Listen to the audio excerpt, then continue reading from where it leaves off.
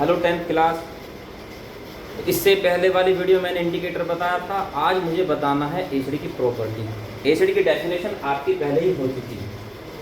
Acid को पहले classify कर लेते हैं। दो ग्रुप बन जाते हैं एसिड के, ऑर्गेनिक और दूसरा होता है मिनरल। जो ऑर्गेनिक एसिड होते हैं उनमें कार्बन एलिमेंट जरूर मिलेगा आपको। जिनमें कार्बन एलिमेंट मिलता है ऑर्गेनिक एसिड में, कार्बन एलिमेंट नहीं है तो मिनरल एसिड। ऑर्गेनिक जो एसिड होते हैं जनरली वो नेचर में मिलते हैं, नेचुरल चीज़ों में। जैसे कि नींबू है, नींबू में साइट्रिक एसिड मिलता है, इमली में टार्टरिक एसिड मिलता है। तो एक बार बुक में से आप देख लेना कौन कौन से एसिड हैं इस तरह के जो आपके फ्रूट्स वगैरह में मिलते हैं। उसके बाद मेन हमारा टारगेट है mineral acid. Mineral acid generally जैसे HCl, H2SO4, HNO3, hydrochloric acid, sulphuric acid, nitric acid. और इधर ऑर्गेनिक में एसिटिक एसिड और फॉर्मिक एसिड। ये 5 एसिड तो आपको याद रहनी ही चाहिए। इनके नेम भी याद होने चाहिए, इनका फॉर्मूला भी याद होना चाहिए। तो इसे बता देता हूँ। हाइड्रोक्लोरिक एसिड है, सल्फ्यूरिक एसिड है, नाइट्रिक एसिड है, एसिटिक एसिड है और फॉर्मिक एसिड है। अब बात करते हैं इनकी प्रॉपर्टी। एसिड की प्रॉपर्टी क्या क्या होती है। सबसे पहले एक तो सिंपल सी फिजिकल प्रॉपर्टी है कि सभी एसिड स्वाद में जो है खट्टे होते हैं, शो टेस्ट होता है इनका। दूसरी प्रॉपर्टी है केमिकल प्रॉपर्टी, ये ज़्यादा इंपॉर्टेंट है। केमिकल प्रॉपर्टी में, फिजिकल में तो बता दिया मैंने खट्टे होते हैं। केमिकल प्रॉपर्टी में नंबर 1 ले लेते हैं, रिएक्शन विद मेटल।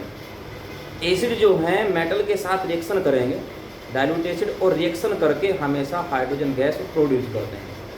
किसी मेटल के साथ रिएक्शन कराओ, जनरली जैसे हम Na के साथ रिएक्शन करा दे रहे हैं HCl, तो यहाँ से H अलग हो जाएगा हाइड्रोजन की फॉर्म में, इधर Cl मिल जाएगा Na के साथ, तो बनेगा NaCl और प्लस हाइड्रोजन गैस। इसको बैलेंस कर लेते हैं हम। यहाँ पर H का एक एटम है, इधर H के 2 एटम हैं, तो यहाँ पर हम 2 करके बैलेंस कर लेंगे। Cl के 2 हो गए, यहाँ 2 लिख लेते हैं, इधर भी 2, ऐसे ही इसको बैलेंस कर लेंगे। तो मीन्स किसी भी एसिड की रिएक्शन मेटल के साथ कराओगे, जैसे एल्युमिनियम की रिएक्शन करा देते हैं हम H2SO4 के साथ, तो इसका जो नेगेटिव पार्ट है ना वो मेटल के साथ चला जाएगा, यानी कि Al किसके साथ जाएगा, SO4 के साथ में।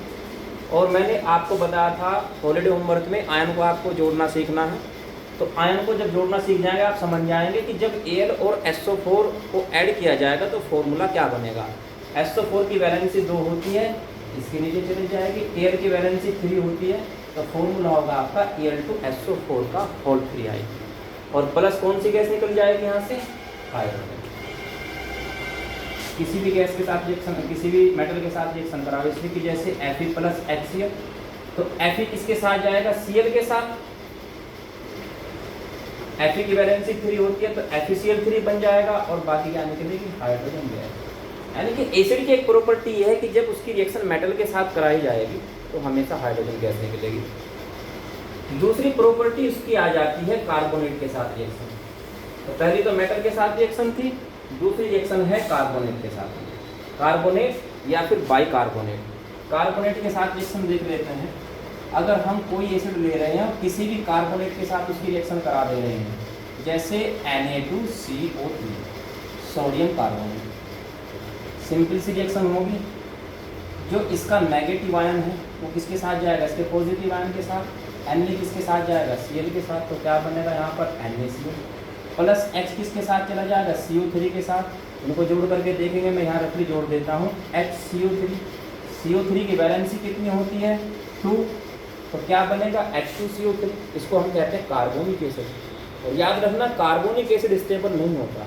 कार्बोनिक एसिड जो होता है वो हमेशा डिवाइड हो जाता है, हमेशा टूट जाएगा H2O में और प्लस CO2 गैस में। तो जब भी आप कहीं कार्बोनिक एसिड बनाएंगे तो आपको कार्बोनिक एसिड ना लिख करके हमेशा क्या लिखना होगा, H2O प्लस CO2। तो यहाँ क्या बनने जा रहा था, कार्बोनिक एसिड। हमें कार्बोनिक एसिड नहीं लिखना होगा, उसकी जगह क्या लिखना है, H2O प्लस CO2। तो यदि किसी भी एसिड की रिएक्शन किसी भी कार्बोनेट के साथ आप कराते हैं, हमेशा कार्बन डाइऑक्साइड गैस निकलती है। ये एसिड की प्रॉपर्टी है।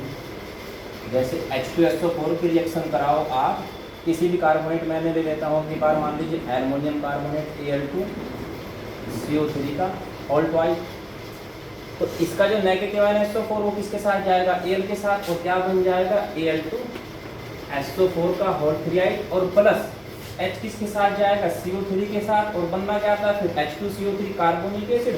कार्बोनिक एसिड हम नहीं लिखते, इसकी जगह हमको क्या लिखना होता है हमेशा H2O प्लस CO3। तो जब भी किसी एसिड की रिएक्शन किसी कार्बोनेट के साथ कराई जाएगी हमेशा कार्बन डाइऑक्साइड गैस निकलेगी। ऐसे अगर बाइकार्बोनेट के साथ कराएं HCl और प्लस बाइकार्बोनेट जैसे कि NaHCO3, तो Cl तो किसके साथ जाना है, Na के साथ, और क्या बनेगा NaCl प्लस यहाँ आपका H और CO3 मिलकर के क्या बनाना है इनको H2CO3 कार्बोनिक एसिड, और उसकी बजाय हमको क्या लिखना होता है H2O प्लस CO2। तो मतलब किसी भी कार्बोनेट के साथ या किसी भी बाइकार्बोनेट के साथ जब एसिड रिएक्शन करेगा तो हमेशा कार्बन डाइऑक्साइड गैस निकलेगी। इसके लिए एक एक्सपेरिमेंट होता है, उस एक्सपेरिमेंट से हमको जानना होता है कि कौन सी गैस निकलेगी।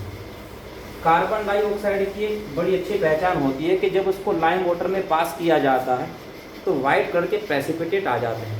तो जो लाइम वाटर होता है वो ट्रांसपेरेंट होता है, लेकिन जैसे ही हम CO2 पास करेंगे वाइट कलर के प्रेसिपिटेट आएंगे तो लाइम वाटर मिल्की हो जाएगा। इसके लिए एक्सपेरिमेंट ये करते हैं, हम एक टेस्ट ट्यूब लेते हैं, टेस्ट ट्यूब में हम कोई कार्बोनेट डाल देंगे, जैसे हमने मान लीजिए डाल दिया सोडियम कार्बोनेट इस टेस्ट ट्यूब में, और इसके बाद यहाँ एक कोट लगा देते हैं। कोट लगाने के बाद इसमें एक ग्लास ट्यूब फिट कर देंगे, और ग्लास ट्यूब इस टाइप से होगी मुड़ी हुई। उसके बाद एक दूसरी टेस्ट ट्यूब लेंगे जिसमें के भरा हुआ है लाइम वाटर, और इस लाइम वाटर में इस ट्यूब का ग्लास ट्यूब का ऐसे हम डिप कर देते हैं। इधर अब हम क्या करेंगे, स्कोर को हटा करके इसमें हम एसिड डाल देते हैं और स्कोर को फिर से बंद कर देते हैं।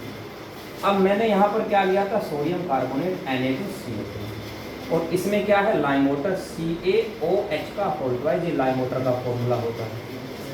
तो जैसे ही हमने मान लीजिए इसमें डाला कोर को हटा करके HCl, तो HCl डालने के बाद Na2CO3 से रिएक्शन करेगा, रिएक्शन क्या होगी Na2CO3 प्लस HCl, और NaCl के साथ NaCl बना, और प्लस H2O, और प्लस निकलेगी CO2। वो जो CO2 है वो इसमें पास होगी, बबल की फॉर्म में पास होती है, और जैसे इसमें पास होती रहेगी रिएक्शन होगी हमारी CaOH का होल 2 और प्लस CO2, और ये बन जाता है CaCO3 calcium carbonate. Calcium carbonate एक ऐसी चीज़ है जो वाटर में डिजोल्व नहीं हो सकती, वाइट कलर का होता है। तो जैसे कैल्शियम कार्बोनेट बनेगा वो वाटर में डिजोल्व नहीं होता है तो वाइट कलर का दिखना शुरू हो जाएगा, इसलिए जो आपका लाइम वाटर है वो मिल्की हो जाता है। तो बेटा ये दो तरह की आपकी दो प्रॉपर्टी आज मैंने बताई, मेटल के साथ रिएक्शन, कार्बोनेट के साथ रिएक्शन। आपकी बुक में बहुत सारे रिएक्शन है, एक एक रिएक्शन को आपको करके देखना है। अभी केवल मेटल के साथ रिएक्शन देखना है और कार्बोनेट और बाइकार्बोनेट के साथ रिएक्शन देखना है, बाकी प्रॉपर्टी नेक्स्ट वीडियो में आपको बताऊँगा।